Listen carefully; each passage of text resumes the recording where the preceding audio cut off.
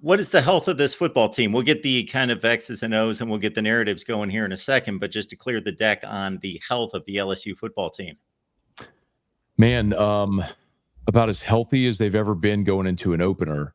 It's odd. I was talking to a colleague today. LSU opened up against BYU in 2017, and there were something like 23 players unavailable, either due to injury, suspension, academic, something.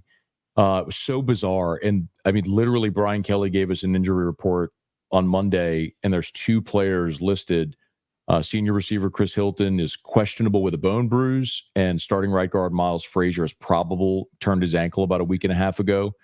But that's it, man. They have been remarkable. I mean, knock on wood, but they have been remarkably healthy in this camp. Injuries are not a problem.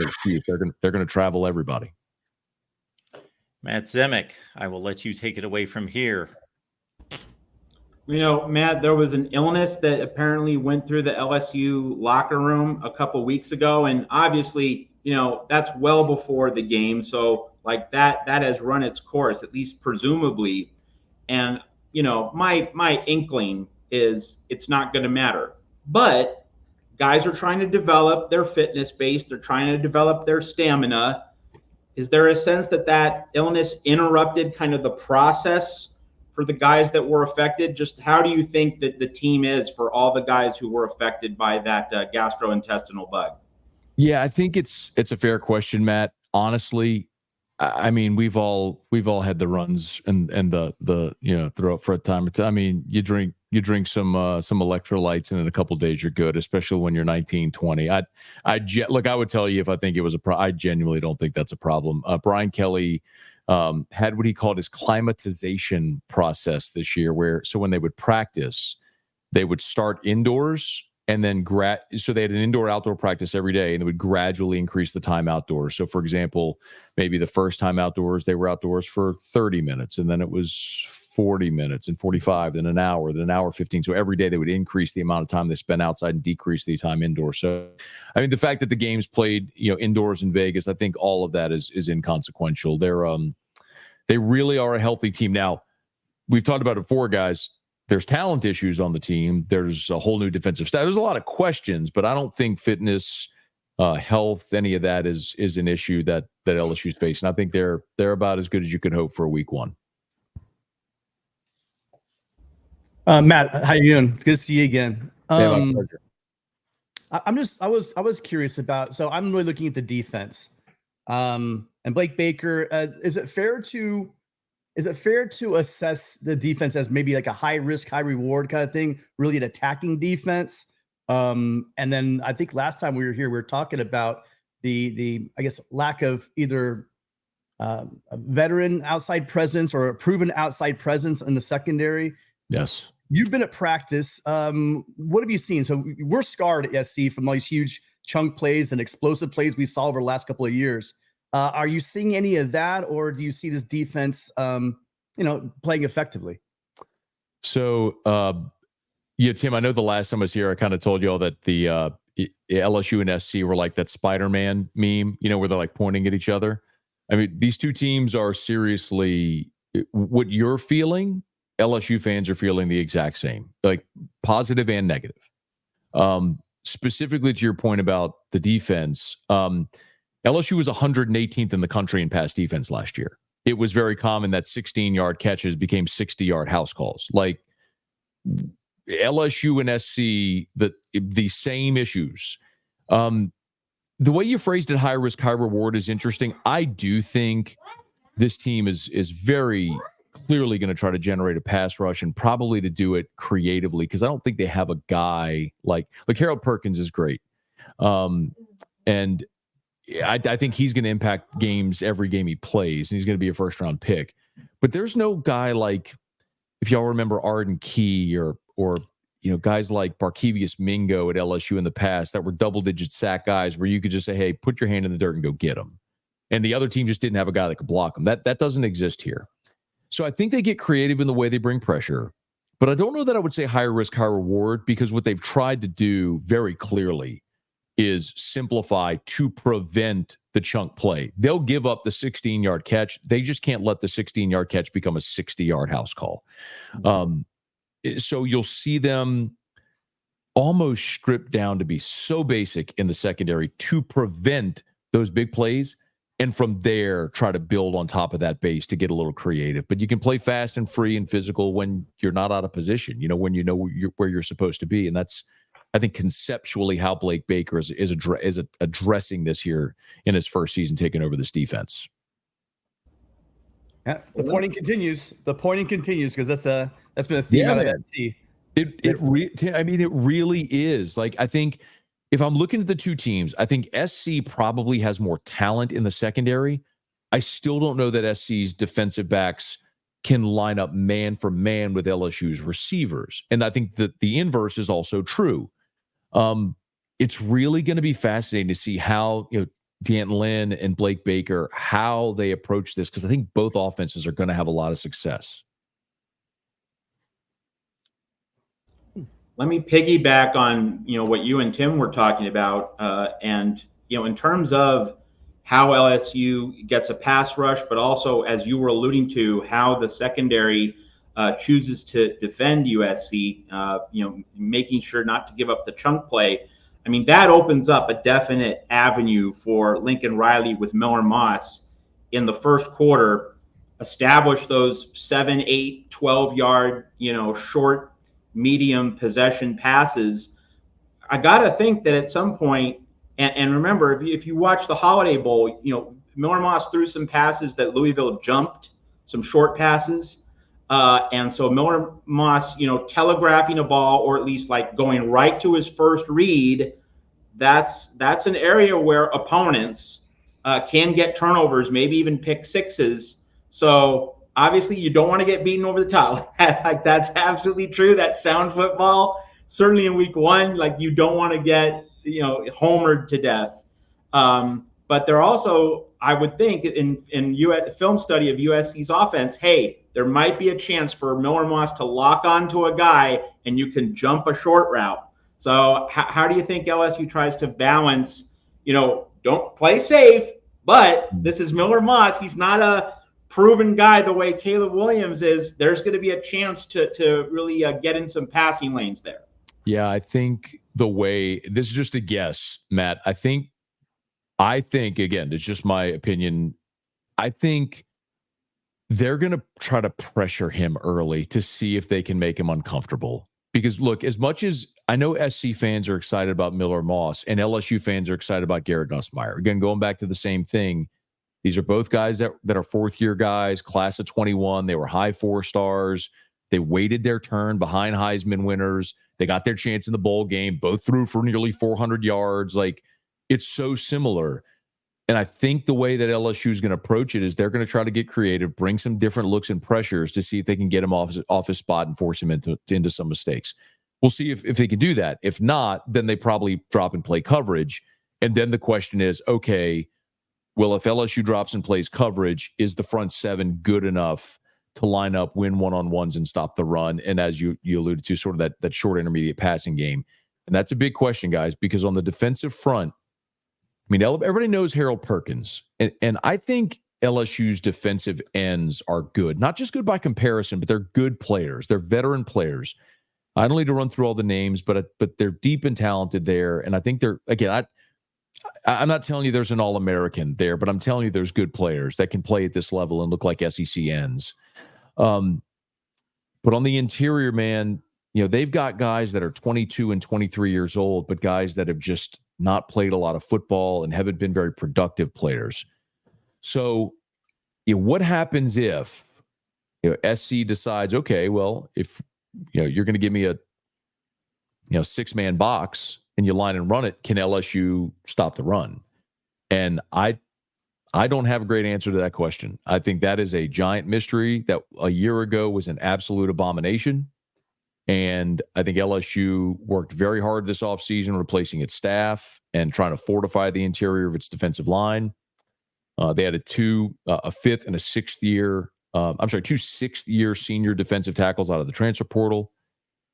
They added a 5-star freshman in Don McKinley, who we may see in this ball game. But I mean, that is a giant mystery, guys. I mean, you can tell, like, I'm apprehensive because I think both offenses are going to have a lot of success in this game, and it's going to come down to which defense can find the key stop here or there.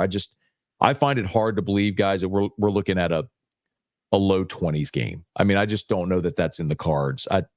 And it's not to say both defenses won't be improved, because I think they will. I think Danton Lynn is a really good defensive coordinator, and they'll simplify and make him good. And I think the same with Blake Baker.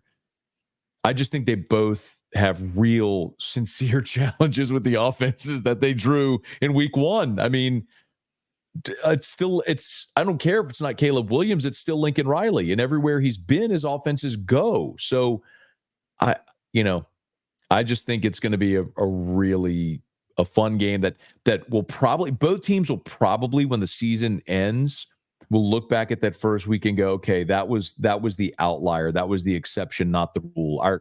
Our defense was much better than in that game, and it was just a matter that they ran up against a really good offense in week 1. I mean, I think that the key of this game, and I wrote about it, was the fact that we need to get pressure. And the big story coming for LSU, all the USC fans talk about your guys' offensive line. But you brought up the wide receivers, and you talked about Hilton getting hurt. And could you maybe speak to the rest of the receiver room? You said that they'd be difficult to cover, match up man to man. Can you talk about Kyron Lacy and the rest of the guys, and how maybe they're going to, if they do go without Chris Hilton, what the situation will be in the wide receiver room for the Tigers? Sure. So Kyron Lacy is a guy who is a star. He was just behind 2 first-round picks last year. I mean, you guys know what that's like. I mean, you've had great receivers there in the past who have to wait their turn. So that's Kyron. He wears number 2. There was a really cool video on draft night when Kyron was FaceTiming with Malik Neighbors and Brian Thomas, and they were saying, man, this is you next year. This is you next year. And it feels that way. Like, he's got the size, the speed. He runs fast. He jumps high. He's got great hands. He gets great separation, runs good routes. I mean, he's what they look like. He was just behind 2 first-round picks last year and still had nearly 600 receiving yards. The other guy that's maybe a little wild card is CJ Daniels. So he wears number 4, and he's a Liberty transfer. So he was a 1,000-yard receiver at Liberty last year. And I think my question when they added him was, would it translate from the G5, to the SEC level? And he's a big, thick, put together kid. I mean, I think Daniels is, I'd say Lacy is going to be the guy, the number 1, the alpha. I think Daniels is going to be Nussmeier's security blanket. It's 3rd and 4, and you need the 8-yard completion over the middle. He's going to CJ Daniels because he's going to catch it every time. Hilton is interesting, guys, because I think Hilton's the game breaker. He's the guy that kind of is the Brian Thomas of this year. And I don't know if you remember this, but Malik Neighbors had almost 90 catches for 1,700 yards. But Brian Thomas led the country in receiving touchdowns last year. He was just the big dude that nobody could run with downfield. And when Jaden took his shots, he went to Brian Thomas. And I think that's Chris Hilton in this offense. So if he's not there, that is a significant weapon off the field if he's not there or limited. But guys, I mean, LSU is never going to be short on receiving options. I mean, I could run through other names. I mean, Aaron Anderson was a 5-star. Shelton Sampson was a 5-star. Xavion Thomas is a transfer who was Mississippi State's leading receiver last year.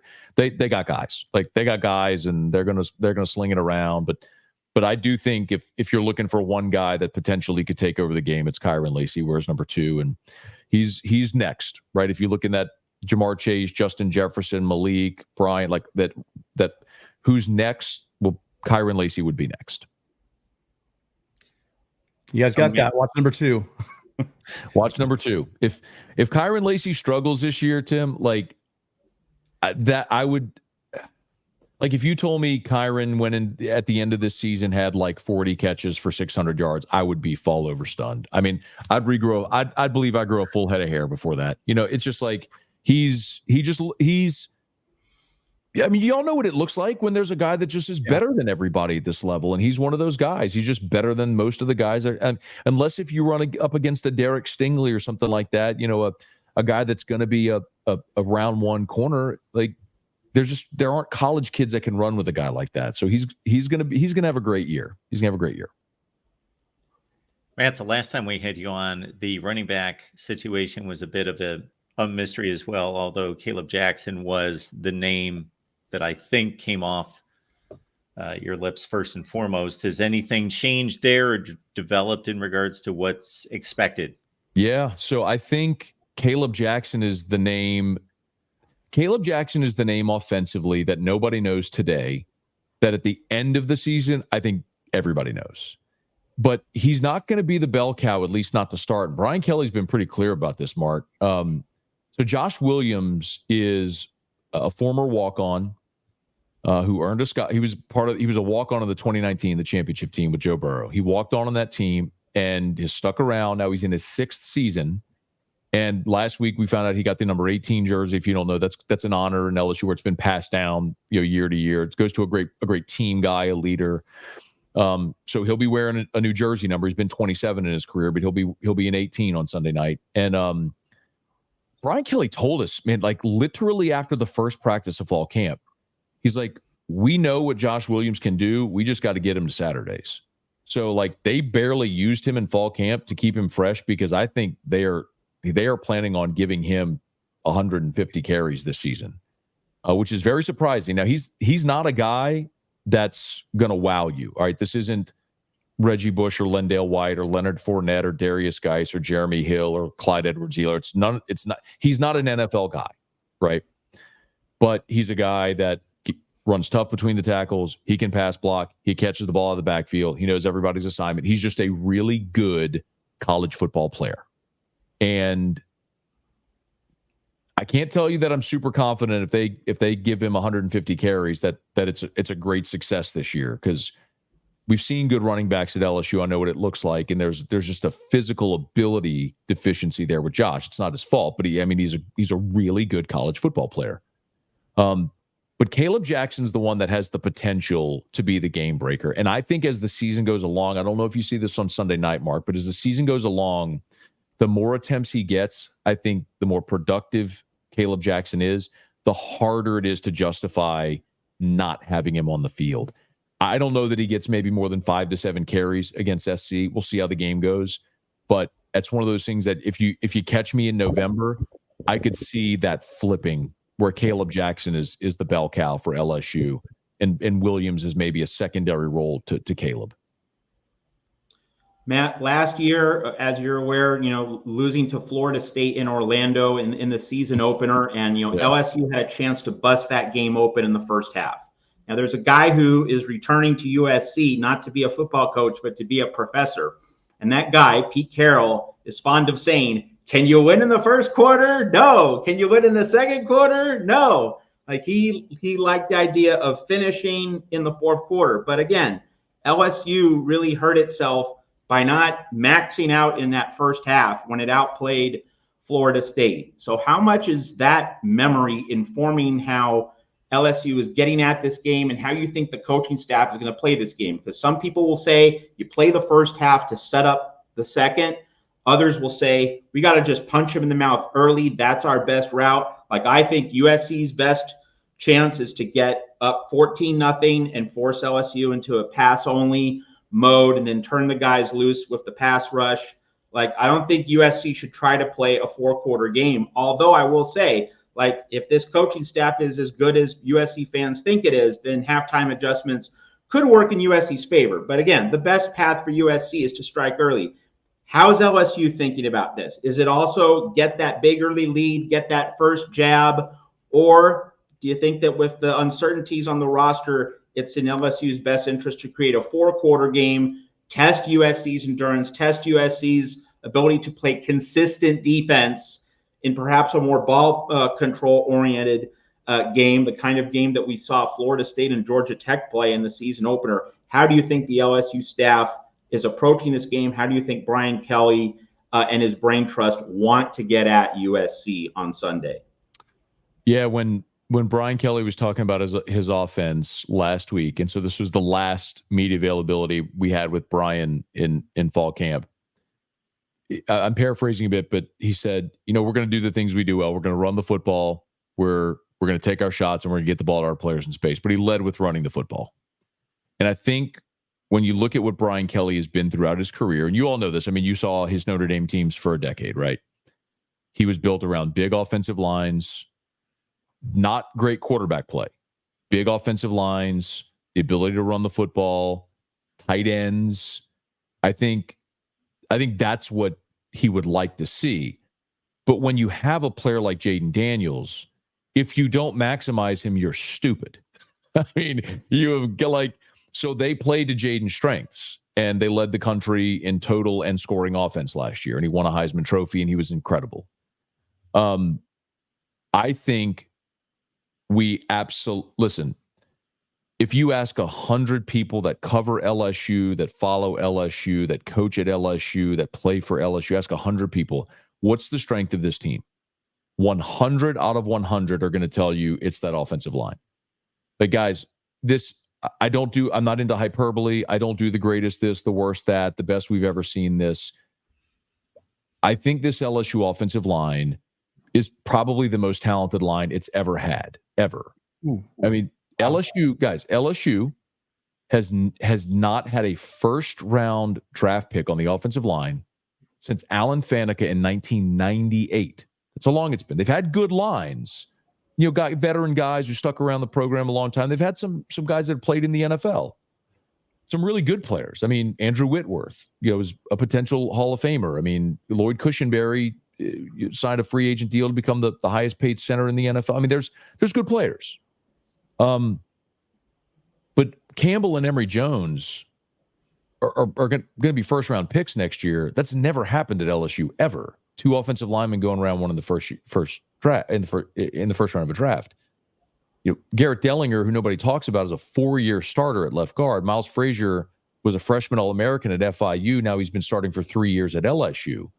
You have a new center this year, who's an insanely talented young guy, and they're very high on him. They're like, this is a long preamble to your long question. But if I'm going to abbreviate it, what I'll say is, if your defense isn't good, shortening the game makes a lot of sense. And if you have an offensive line that's that good, line up and try to run over people, shorten the game, and control the clock. I'm not telling you this is going to be a throwback to Les Miles, guys. I don't think we're seeing too tight a fullback 3 yards in a cloud of dust. I think those days of the power, the toss dive and the power, that's gone forever, hopefully. But I do think this is a team that's going to try to protect its defense by shortening the game, by running the football effectively behind a really, really dominant offensive line. That's a good segue. So if they're shortening the game, reducing the amount of drives, the way both teams match up, it's going to come down to the end. And usually if you have a football game, it's a tight game coming down to the end, it's going to come down to your quarterback generally. And I just wanted you talked about Nussmeier. He had that great bowl game, similar situation as Miller Moss. What are his strengths? So if you had to just break him down as a quarterback, and you wanted to look at him and see what his strengths are and what his weaknesses are, what would we say his number one strength is, and what his number one weakness is? The weakness is easier to list than the number one strength. The weakness is decision making, because he will be careless with the football. He has been in his career. Let me say it that way. And Brian Kelly's used this analogy all offseason where he said it wasn't his car. He's used like a rental car analogy to say, when Garrett was in the game, that you were up big or whatever, and it didn't really matter. He was trying to force something or make a play. Now, it's his car. It's his offense, and he's going to take care of it. That's fine to say at SEC Media Days in July. It's different to see it in September in Las Vegas, Allegiant Stadium, when USC is on the other side of the field. So we all need to see that. I need to see that manifest to really believe it. The strengths are everything else. He's 6'2", 200 pounds. He's got the size. He can make every NFL throw. He's the son of a coach. He's got a high football IQ. He's got great confidence, borderline athletic arrogance, which I think is really good for a quarterback when you believe you're the best guy out there. I mean, guys, he checks all those boxes. Same as Miller Moss. They're very similar in that respect. We just have to see what Garrett looks like over 4 quarters and a 12-game season. It's just the unknown of that. And if he can protect the football, then I think they could be a really good offense. But where LSU will get in trouble is if you see SC come on a rush and Garrett backpedals, and then all of a sudden now he's rolling out and he throws across his body back to the middle of the field. That's where you can see Garrett get in trouble. Guys, I'll give you an example. So we get unprecedented access, man. It's none that I've ever seen. Like Kelly lets us watch full practices, we watch scrimmages, we watch full team periods, and they were running a 2-minute drill, 11 on 11, full tackle, and Nussmeier just boom, boom, boom, 4 plays. They go from their own 30 to the plus 31, and in 4 plays, just right down the field. And then the defense brings a safety blitz, and Nuss starts backpedaling and rolling right, and he tried to fire it toward the sideline, maybe a throwaway, but he just didn't get it all the way out of bounds, and a cornerback sort of ranged over, made the interception, toe tap, and that's a turnover. We saw another drive earlier in camp when, same thing, boom, boom, boom, right down the field. They get inside the 10-yard line. There's pressure, coverage. He's tapping the football, and instead of just throwing it out the back of the end zone, he tried to force it in a tight window, and the route got jumped, and Ashton Stamps came up with an interception. Those are the types of plays that if Garrett Nussmeier can say, all right, I'm throw through the back of the end zone, live to play another down, I think this offense will be really good. But where they will hit speed bumps is if he does not protect the football. And guys, I just have to see it to believe it. Mammoth's going to ESPN Radio, Baton Rouge, New Orleans, throughout Louisiana. And of course, it's LouisianaSports.net is the new venture you got to check out. This spread was a full touchdown for much of the offseason. I saw 4.5 recently. I think that's on the low end, but maybe it is a full, 4.5 across the board. Is that a football judgment of LSU and things that have progressed through the offseason, or just simply a realization that there's not a whole lot separating these two football teams? I think all summer it was 6.5. And last Wednesday, there was clearly a bunch of sharp money that got dumped on USC because it dropped to 4, and I think it's leveled at 4.5 right now. And I still see value in that if you're a bettor. It could be this could be a 28-28 game in the fourth quarter, and LSU or SC scores and wins by a touchdown. I could see it like that, but I don't know that I see either team running away with this game. They're just so similar, that guys, there's always the possibility that you could throw up on yourselves and turn it over 4 times, and it just gets away from you. That's what happened at the end. I think maybe Matt mentioned it. That's what happened at the end of the game last year against Florida State.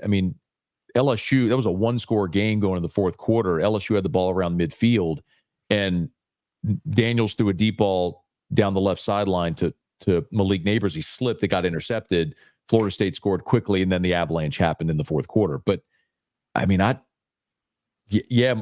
I'm not a professional handicapper. I love this sports bet. I'm certainly not a professional, so I can't explain line movement, except that clearly there's smart people who thought there was value in taking SC and a touchdown, which I don't disagree. I don't disagree with them. I think 4.5 is good value in this game too. I think we could very well be in line for a 34-31 type game, 34-30 type game, something like that. I don't know what the total is, but I'm inclined to think the over probably is a good bet, unless if LSU can do what we talked about a bit ago, which is control the line and shorten the game. Matt, Tim, anything else? Yeah, so Matt, you know as well as I do that one of the new things in college football this year is helmet communication. The offensive play caller can communicate to the quarterback until the snap or until 15 seconds on the play clock, whichever happens first. Anything that Brian Kelly and his offensive staff have said about how they intend to utilize this unique new component, how that might affect the tempo at which LSU operates, how LSU's offense tries to progress on the field, like how much huddling is there going to be? How much do you think this new component is going to affect just the general process, the operational process for the LSU offense this season? Probably not much. What was interesting, the most interesting thing was when we had a chance to talk to LSU's OC, Joe Sloan. He told us what they have done is prepare for what probably feels like an inevitability, guys, of the helmet comm going down. So they'll be in team, and then they'll say, all right, helmet comm is down for the next 4 plays. And so now they have to revert to hand signals for everything. So I think repping that's probably, it's probably why they're paid a lot of money, because they think of everything that could go wrong. And I think similar, Garrett and Miller Moss are probably similar in this respect, in that they're veteran quarterbacks. Their whole career, they've dealt with hand signals from the sideline. So even if the helmet comm goes down, the ability to quickly revert to the hand signals probably, I think, is an easier hurdle for teams with a veteran quarterback who've done it than maybe if you're playing a young guy, maybe a first-time starter, I think maybe someone like Jackson Arnold, right? A second-year guy at Oklahoma who's a 5-star, came in last year. Well, they showed Dylan Gabriel the door to play the young guy. Well, how does the young guy deal with that for the first time? I think some of those variables are more interesting maybe for teams with younger quarterbacks, but for teams with veteran quarterbacks, I'm really not sure that it's a massive difference. I love it. I mean, I think we should use technology when we can, but I'm not sure that it changes significantly the processes. We knew a lot about Blake Baker. Well, a lot of people know Blake, but let's talk about Joe Sloan. Would you say it's fair to give a lot of the credit for the offense last year, development of Daniels, on Joe Sloan? And what do you see the major differences in the offense this year compared to having Mike Denbrock in charge of the offense? Yeah, So Sloan was the quarterback's coach and absolutely deserves credit for, I think, developing Jaden, for his accuracy. When he got on campus, the big knock on Jaden Daniels was accuracy. And boy, did he fix that. So I think Joe deserves a lot of credit. For the offense as a whole, that was Mike Denbrock. Mike is he was a Broyles finalist last year and deserved every bit of credit and accolade he's got. Just a smart guy who knows how to sequence a game, who's called so many games, and knows how to rely on what his team does well. I think Mike Denbrock was just fantastic last year, and that's a significant loss. I think it was a huge gain for Notre Dame and a significant loss for LSU. But Joe kind of reminds me of maybe what Lincoln Riley was at East Carolina. A guy young, not as young. Joe's 40. I think Joe's 40. Lincoln was what was he, guys? 32 33 when Bob Stoops hired him. I mean, he was somewhere like that. I mean, he was early 30s when Bob Stoops hired him. And I think it's comparable. It's a guy that's called plays, is young, is more of a modern offense. I call it my native language theory. It's guys that came up that this is the only offensive language they speak, is the RPO, the 7-on-7, the hurry up, no huddle. Joe's going to be just fine. The differences we see in the offense, I don't think necessarily are differences between Mike Denbrock and Joe Sloan. I think the differences in the offense are the differences of not having a quarterback capable of running for 1,100 yards and 8 yards a carry. I think that's the biggest difference we'll see in the offense.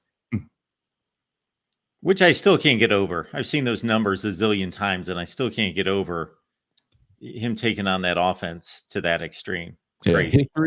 History is going to be kind to Jaden Daniels. The further removed we get and the more we look back at what he did last year, people are going to go, he ran for what? He threw what? It was incredible to watch it unfold last year. I mean, 40 touchdowns and 4 interceptions. Just it was silly. He was something to see.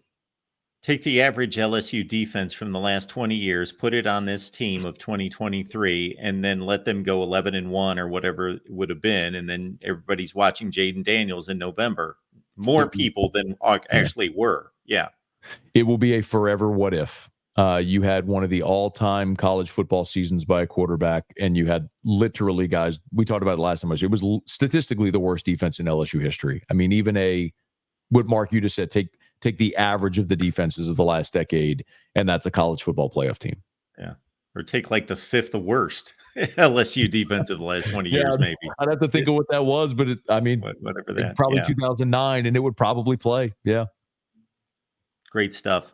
Matt Moscona, ESPN Radio, Baton Rouge, New Orleans, all through Louisiana. After further review, so that's Matt's show Monday through Friday. It's 4 to 7 Eastern, 3 to 6 Central. Best way people can find your daily show. We're on YouTube. So if you want to stream audio, you can. 104.5 ESPN. We have a mobile app. You can stream audio, or you can watch us on YouTube. Just search 104.5 ESPN Baton Rouge. Our full 10 hours a day of local content is streamed there. So easy to find us, YouTube or podcast, or our mobile app. If you're just joining us, folks, LouisianaSports.net. What's that? Well, check it out. It's a great venture by Matt that just hit the scene here recently that he has poured his heart and soul into. And I know Matt well enough to know if that's the case, then it's worth checking out for sure. Matt, enjoy the trip. Enjoy the game. Appreciate you being here, man. Guys, LSU hasn't won an opener since Joe Burrow in 2019. I hope I enjoy the game, Mark. Damn it, I deserve to enjoy this game after the last 4 years. I hope y'all have a great time, but you have a miserable time at the game. I need this more than LSU needs this. I need to exercise that Pac-12 championship game at Allegiant Stadium, so I'm there for my own sort of seance or resurrection of spirit or whatever it's going to be. Because I hope to see you there. Great job as always, Matt. Thanks so much. Yeah, Tim, I had money on SC in that game too, so I'd like a little payback for that one. Peter Burns tweeted out that LSU needs to beat USC to make the playoff. I think that's what he said. To correct me if I'm wrong on that, I'd have to go back and look at the tweet. And I just couldn't disagree more with that. I think now with the 12-team playoff, with the way that LSU schedule sets up, they very well still could get in. And there's a piece of me, I actually studied USC schedule earlier this week. You just automatically assume LSU's SEC schedule is just better than USC or just tougher. Man, I looked at USC schedule after this. It is still so unfreaking believably hard. And there is a piece of me that thinks USC schedule might be on par, if not harder, than LSU schedule with the way things kind of shape up for them this year. So I still think both of these teams could still make the playoff if they lose this game, but it still doesn't take away from what my buddy Matt Moscona said before he left here. We want to end the season opening drought so badly. So Carter, you and I talked about a month ago. What has changed, if at all? What do you think is different about LSU's team, its evolution? What you've seen, what you've heard, what you sense, kind of reading in between the lines. Just give us your sense of what you think has changed over the past month for LSU, if anything. Yeah, and Matt, you know this, and Mark, you know this as well. I love watching the other teams. I really, really, really do. And obviously, it's so much harder to do that with the portal era. So, one thing Brian Kelly, made a point to say multiple times, and I wasn't able to listen to Scona beforehand, so I'm trying to be as different as I possibly can than what I think he would say. But one very big key is LSU actually spent a lot of time watching UCLA defensively. They more so than, traditionally you think, well, I'm going to watch USC's team from last year. But obviously it's just so drastic with Grinch leaving and D'Anton Lynn going to do a lot of different things with all the crazy simulated pressures that he did at UCLA. What makes USC very interesting on their side of things is I did do a 30, I don't remember how long it was. I did a super deep dive on Miller Moss. So I watched his Louisville game 2 times over. And I then did a film study on him. And I was blown the freak away. And I remember watching this Louisville game and not being as blown away as I was when I was rewatching him. And what I do when I do these film studies is I try my best to count how many truly special plays that you would think an NFL starter would make. And I found 4 plays that he made in that game that were on that level. Like really high level, difficult, like there's nothing you can really do about it type of throws. And that is so hard to do in your very first start. I don't care if you had a gazillion million minutes to prepare. You still got to go out there and execute those types of throws. And that concerns me on the LSU defensive side of things. The one thing, Matt, from the last time, you were on my channel and the last time I actually talked to Mark, which was, roughly a week ago, is there is a growing belief in the LSU defense. They did start having better days at practice in the LSU offense. They did start gaining confidence in what should be a youthful mixed with experienced secondary. And one big signifier was giving Harold Perkins a number 7 uniform. LSU already had a number 7 on the roster with Will Campbell, the offensive lineman, but they went on ahead and gave Harold Perkins that number 7 because they truly believe he's going to be special. So while personally Miller Moss has grown for me, the confidence in the LSU defense, not only from the coaches and the players, has also grown since the last time I talked to you. I really love Matt's outside the box thinking. I really do. And I truly do believe a few weeks ago when he was talking about, LSU's offensive line versus USC's defensive line, USC's defensive line has grown on me. I'm very interested to see Baylor Alexander. I remember watching USC's defense in that bowl game and then looking at them, and I was like, wow, they're so drastically different now. And one thing, Mark, before I leave here, I am really, really high on some of the DB transfers. Some of their names slips my mind, but the fact that one of UCLA's safeties come over and he knows the system that Lynn wants, man, that is such a big, big advantage in the very first game, that that somebody in that defense knows what Lynn wants out of the defense. So that's something that does make me a little bit more bullish on this USC defense in week 1. So I've grown on liking this USC team, and I think this will be a legendary game 1, and I can't wait to fly to Vegas on Thursday for an epic weekend. I'm liking the fact you talked about the interior, because I think, again, we were just talking about how, Frazier is dinged up. They got a freshman, all very talented redshirt freshman at center. If you're going to get to these guys in the front, is going to be, I think, up the middle.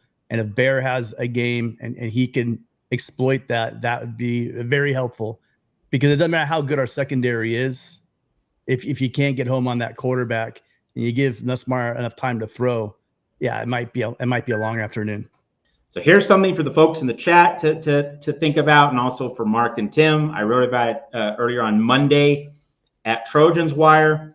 I think that USC should use a no-huddle offense against LSU. Now, before everyone gets into a furor, like this isn't USC and we need to run the ball and we need to pound the rock and everything, it's not a fast tempo scramble no-huddle, all right? It's not run to the line and snap the ball and just get into a 1990 Loyola Marymount track meet. No, it's not that kind of no-huddle. It's just no traditional huddles, no campfires where you have the quarterback kneeling and you have the 10 other guys in the half circle and here's our play and we clap and then we walk to the line. There should be no traditional huddles. It should be that play's over and then everyone just goes to the line of scrimmage and Miller Moss gets to the line of scrimmage under center. And I say this because with the helmet communication element, with Lincoln Riley, it is important in my mind for Lincoln Riley and any other offense first head coach, any coach who calls plays, any guy who really invests in the success of his offense as kind of the centerpiece of his program. We need to get to the line with 25 seconds on the play clock, and we need to use those precious 10 seconds with my quarterback evaluating the defense and looking at what's there. Make sure those 10 seconds get maximized. Now, whether the ball gets snapped at 15 seconds or whether we then allow the play clock to go down, that might depend on the game situation, whether USC needs to bleed clock. But certainly in the first half, you're not worried about running too much clock. You want to get Miller Moss in the best position to execute the play, to make the right defensive read, to have everything in order. So instead of Moss being in a huddle, he should just be walking to the line just looking at the defense from 25 on the play clock down to 16. And then the communication gets cut at 15 if the ball hasn't been snapped yet. I think it's important for USC to maximize those 10 seconds before every play and that will put Miller Moss in position to succeed. Now, in addition to the helmet communication angle, there are other natural things that could play to USC's advantage if you don't huddle traditionally. One is you're operating in such a way that the defense is having to think more quickly on its feet. You might get LSU on its heels a little bit. And also with just getting to the line and surveying the scene, you're getting Miller Moss in less of a thinking mode and more of a observation mode. Like there's less dead time for Miller Moss to think about the previous play, to kind of absorb the anxiety, the tension of the moment. It's just read the defense. And Lincoln Riley can get into that kind of rhythm in those 10 seconds from 25 to 15 on the play clock. So that is kind of the framework in which I say USC should not be huddling. I'm not saying go a million miles an hour. I'm just saying Miller Moss should be lining up under center right after the previous play so that he's studying the defense all the time. And his eyes are forward and they have a play ready to go, and Miller can make the read, he can make the audible. That's the structure in which I say USC should not be huddling against LSU. Gentlemen?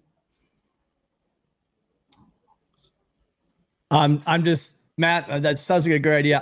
I can't wait to see how Lincoln attacks. I think this might be one of the more imaginative. I think we're going to go back to some power run. I really do. I would not be shocked to see USC really come out, really run heavy. I don't know why. It's totally reversal of what I said before, where I wanted to just throw it and jump out to a big lead. But I'm really beginning to think that maybe the way to do this thing is to test, just like they're going to test us.